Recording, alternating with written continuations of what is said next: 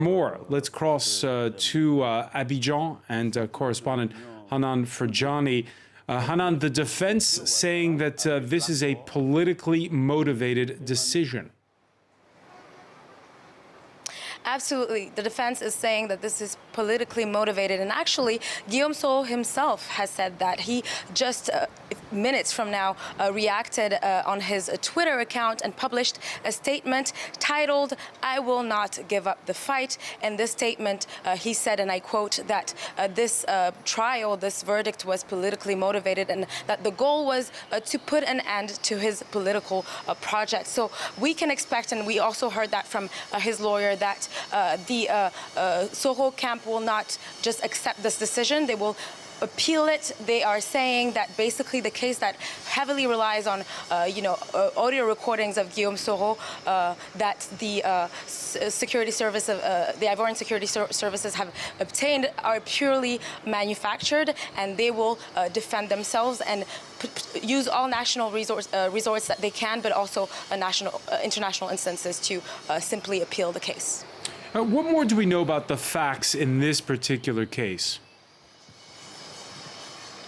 So, as you mentioned, he is not the only person that was convicted today. He was convicted in absentia, as you said, because he is not in Ivory Coast at the moment. He's been away for about 2 years lately left France, but he is still in Europe where he is in exile. But the other people who are convicted today, 20 people who are part of his close collaborators, 14 of them were basically convicted of 20 years in prison, sorry. And so basically this is not just, he's a central part of this trial. And we know, as I said earlier, that basically this relies heavily on evidence, but that basically Guillaume Soro tried to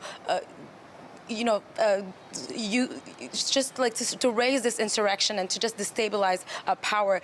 Accusations that, of course, his camp is completely denying. And so we are left to see how this unfolds in the next few days and weeks as they probably communicate more on the matter.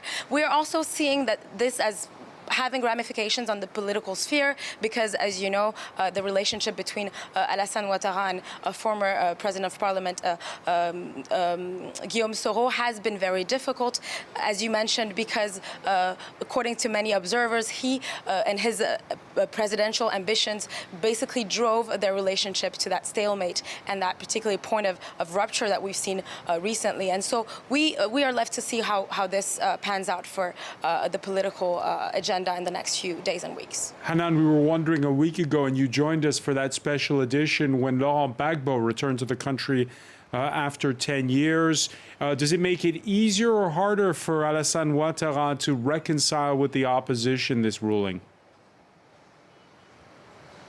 Well, the way that the government has been presenting the whole return of Laurent Gbagbo, it was, I would say, generally in a positive light. It's been just advocating and campaigning for this national reconciliation campaign and saying that, extending that olive branch to Laurent Gbagbo and giving him the green light to return home after his acquittal by the ICC was just a step in the right direction.